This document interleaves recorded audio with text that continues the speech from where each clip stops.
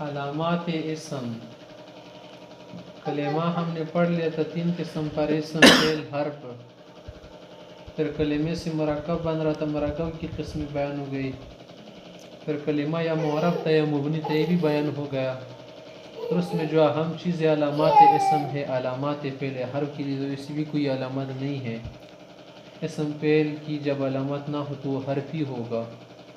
تو پہلے اسم کی علامات ہم پڑھیں گے. اسم کے لیے پہلی علامت ہے کہ جس پر حرف جر داخل ہو اسم ہوگا. جس پر حرف جر داخل ہو کیا ہوگا؟ اسم ہوگا. کیونکہ حرف جر فعل پر داخل نہیں ہوتا، حرف پر داخل نہیں ہوتا. حروف جرہ 17 ہے، ان میں سے جو بھی داخل ہو تو شے مجرور ہوگا، اسم ہوگا. یعنی مطلب ہے کہ مجرور اسم ہوگا، مجرور فعل نہیں ہوتا، مجرور حرف نہیں ہوتا. اس کے علاوہ آخر میں تنوین آ جائے تو یہ بھی اسم کی علامت ہے، کیونکہ تنوین فعل پر نہیں آتی. تیسری علامت جو اہم علامت ہے وہ یہ ہے کہ الف لام ہو شروع میں. اگر شروع میں الف لام آ جائے تو یہ بھی کیا ہے؟ اسم ہے. تم کہو گے کہ اگر الف لام نہ ہو تو کیا وہ اسم ہوگا؟ یہ دیکھیں یہ اسم ہے یا نہیں. ہم کہیں گے تو اسم ہے، کیونکہ یہاں پر تنوین ہے. اگر الف لام آ جائے تو پھر تنوین کو اجازت نہیں. ان میں سے ایک چیز ہو گیا تو تنوین ہو گیا الف لام. تنوین آ جائے تو بھی اسم ہوگا، الف لام آ جائے شروع میں تو بھی اسم ہوگا. اس کے علاوہ تثنیہ جمع ہونا یہ بھی اسم کی علامت ہے، کیونکہ فعل میں جمع نہیں ہوتا. جمع اگر ہوتا ہے، جمع ہوتی ہے یا تثنیہ ہوتا ہے تو وہ ضمائر میں ہوتا ہے، اور ضمائر جو ہے اسم ہے. ضمیر کیا ہے؟ اسم ہے. تو تثنیہ جمع ہونا یہ بھی اسم کی علامت ہے، جیسے رجلان، رجال. اس طرح سے موصوف ہونا یہ بھی کیا ہے؟ اسم کی علامت ہے، کیونکہ فعل موصوف نہیں بن سکتا.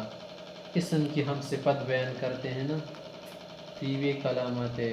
اس کے علاوہ تمام دنیا کی چیزیں، ان کے جو نام ہے سب اسم ہے، فعل کسی کا نام نہیں. اگر کسی کا نام آپ یضربو رکھ دیا، یضربو ہو یضربو، تو یہ نام بن گیا نا، تو پھر یہ فعل نہیں رہے گا، فعل سے نام میں بدل جائے گا. اس طرح سے تغلب نام رکھا،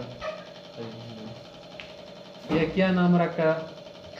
اضرب، اجلس، تو پھر یہ کیا نہیں رہے گا؟ فعل سے بدل جائے گا، فعل نہیں رہے گا.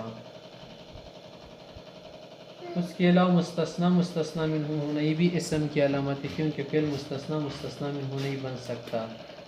مصغر ہونا، منصوب ہونا، مسند الیہ ہونا، یہ سب کیا ہے؟ اسم کی علامات ہے، کیونکہ فعل منصوب نہیں بن سکتا، فعل مصغر نہیں بن سکتا. آج تک یہ آپ نے نہیں سنا کہ ضرب کیا ہے؟ مکبر ہے. ضیربن کیا ہے؟ مصغر ہے. ضیربن بنتا ہی نہیں ہے، کیونکہ اگر آپ نے ضیربن بنا دی تو آخر میں تنوین کہاں سے آ گئی؟ یا ضیربا. تو تصغیر ہونا، استثناء ہونا، منصوب ہونا، نسبت ہونا، یہ اسم کی علامات ہے. فعل میں آپ نسبت نہیں کر سکتے کہ ضربیون، ضربا ہے ضربیون نہیں بن سکتا. جلسہ ہے جلسیون نہیں بنا سکتے. یہ تو ہم اسم میں بنا سکتے ہیں، بغدادیون، شامیون، مصریون، ہندیون، بصریون، کوفیون. یہ سب کیا ہے؟ اسم کی علامات ہے.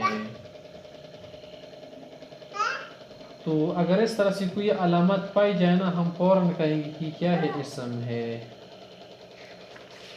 ان علامات میں سے یہ کیا ہے؟ مشہور علامات ہے. اب ہمارے پاس اور کچھ بھی علامات ہے. معرفہ نکرہ ہونے بھی اسم کی علامات ہے، کیونکہ فعل جو ہے نا یہ معرفہ نکرہ نہیں بن سکتا، فعل معرفہ نکرہ نہیں بنتا. فاعل ہونا، مفعول ہونا، مفعول خمسہ ہونا یہ بھی اسم کی علامت ہے. منصرف غیر منصرف ہونا یہ بھی اسم کی علامت ہے، کیونکہ فعل منصرف غیر منصرف نہیں ہوتا. مذکر مؤنث ہونا یہ بھی کیا ہے؟ اسم کی علامت ہے. فعل مذکر مؤنث نہیں ہوتا، بلکہ فعل میں جو ضمیر ہوتی ہے یا فاعل ہوتا ہے وہ مذکر مؤنث بن سکتا ہے. ضربت ہے نا، بذات خود یہ فعل مؤنث نہیں ہے، بلکہ اس میں جو ضمیر ہے یا وہ کیا ہے؟ ضربا. اب اس میں کیا ہے؟ علامت کے طور پر مذکر ہے نا، ضربتا میں تا الف تا ہے، مؤنث کے لیے ہے. تو یہ علامات جو ہے ضمیر کے طور پر واقع ہے، اس لیے کیا ہے؟ اسم ہے.